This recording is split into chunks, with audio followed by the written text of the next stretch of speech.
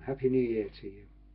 Today I want to talk about resolutions, not the ones that we make over the Christmas period and then forget about, but resolutions that we're going to keep, resolutions that we can use for life.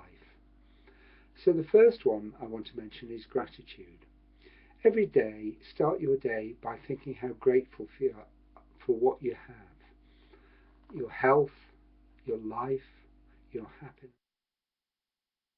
that you don't live in a war zone, the fact that you don't have to worry about where your next meal is coming from. All these things are things to be grateful for. And if you think about the things you're grateful for, rather than the things you haven't got, you'll find that your life is improved. And people will ask why you seem so grateful when you don't have everything you want. And you can answer them. You are grateful for what you have. Many people haven't got what you've got. So just think how lucky you are. The next one is happiness. I'm a great believer in a happy disposition. It is contagious, but also a miserable disposition is contagious as well. So make sure that you radiate happiness, that you look confident, you look as if you're enjoying life. And it is, as I said, contagious. You'll find people react to you in the same way. People start to be glad they've met you. People want to talk to you. So have a happy disposition, easy to do, and it can spread a great deal of happiness. The next one is attractiveness. I've mentioned before that you are like the people who are closest to you, and you attract people by the way you behave. So if you are miserable, you tend to attract miserable people. If you are a half full glass person, you tend to attract people of a similar type. So make sure you are cheerful, you are positive, you are looking forward to things, and you feel good about it. Remember what Henry Ford said, if you think you can, you can. And if you think you can't, you're probably right too. So make sure you think that you can.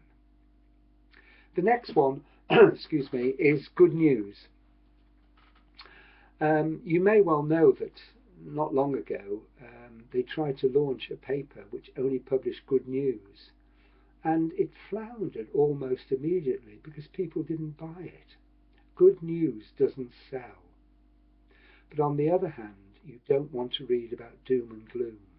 So if, like me, you read a newspaper every day, skip all the rubbish about what's happening in places and that's not affecting you, and things that may affect the way you feel, and just look at the things that are positive. They are there if you look for them. And if you read about positive things, you will find that you become more positive as well. And you talk about positive things rather than about doom and gloom stories. The other thing is the news. I don't know if you've noticed it, but if you listen to the news, the first 5, 6, 7 items are all about trouble. So I've stopped listening to the news. I don't listen to it on the television. I don't listen to it on the radio. I've stopped listening, and I just make the news that I hear that I want to hear. So again, that's another way of stopping wasting time and being positive. And the final thing is about smiling. You're surprised what you can do by just a smile. At first it may seem uncomfortable that if you're smiling all the time, you may feel that people are thinking you're an idiot. But by smiling, you will find people will smile back to you. After all, if people can detect when you smile on the phone, and they can, imagine when you meet people, when they can actually see you. It's a great thing to do. Remember the old adage, play the cards you've been dealt and stop whinging. So be happy. You are in charge of your future.